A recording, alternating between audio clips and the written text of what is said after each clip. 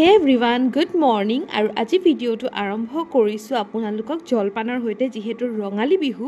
আৰু আজি হৈছে উৰুকাৰ দিন উৰুকাৰ দিনা ৰাতিপুৱা আমি ঘৰতে জলপান খাবলৈ লৈছোঁ আৰু তাৰ কাৰণে এইফালে আছে হুৰুম দৈ ক্ৰীম চিৰা আৰু লগতে আছে গুড় যেহেতু মই গুড় নাখাওঁ গতিকে মই লৈছোঁ অকণমান চেনি সকলোলৈকে ৰঙালী বিহুৰ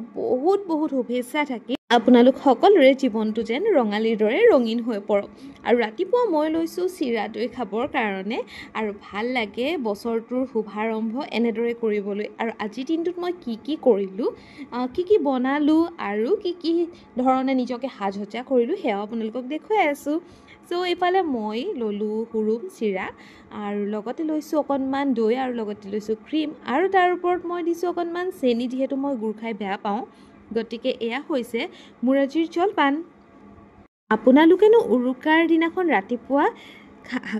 খানা সাজ জলপান সাজ কিহেৰে খালে জনাবচোন লগতে এইফালে মই ৰেডি কৰিছোঁ 100 এবিধ শাকৰ ভাজি যিহেতু খাৰ বনাই কিন্তু খাৰ খাব আমি নোৱাৰোঁ বৰ্তমান গতিকে আমাৰ ঘৰত বনাইছোঁ আজি চব্জি আব্বায়ে বাৰীৰ পৰা বিচাৰি আনিলে শাক আৰু তাকে মই বনাবলৈ লৈছোঁ ভাবিলোঁ আপোনালোকৰ লগতো শ্বেয়াৰ কৰোঁ যেহেতু আজিৰ দিনটো আপোনালোকৰ লগত শ্বেয়াৰ কৰিম বুলি কৈ থৈছোঁ এইফালে মই শাকখিনি কেৰাহীত তেল দি পেলাই অকণমান পিঁয়াজ দি পেলাই তাতে গোটেইখিনি দি দিলোঁ তাতে অকণমান নিমখ দিছোঁ আৰু এইফালে মোৰ আজি 100 এবিধ শাক ৰেডি হৈ গ'ল আপোনালোক সকলোৱে খালেনে আৰু বহুত আমলৰি টোপ খায়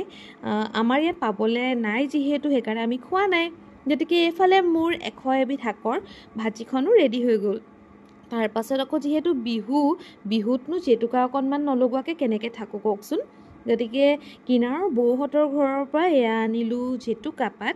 আৰু সেই জেতুকা পাতখিনি ধুনীয়াকৈ পটাত পিচি পেলাই মই লগাইছোঁ মোৰ হাতত গতিকে সেয়াও অকণমান আপোনালোকক দেখুৱালোঁ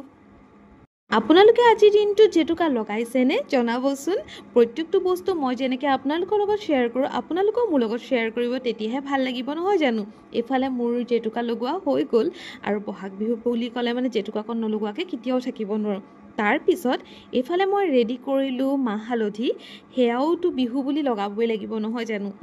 এইফালে মই এইখিনি ৰেডি কৰি ল'লোঁ কৰি মেলি পেলাই একেবাৰে লগ পাম আপোনালোকক ৰাতিৰ সাজত আৰু আজিৰ ৰাতিৰ সাজত আছিলে কঁঠালৰ মুচিৰ চব্জি মাংসৰ সৈতে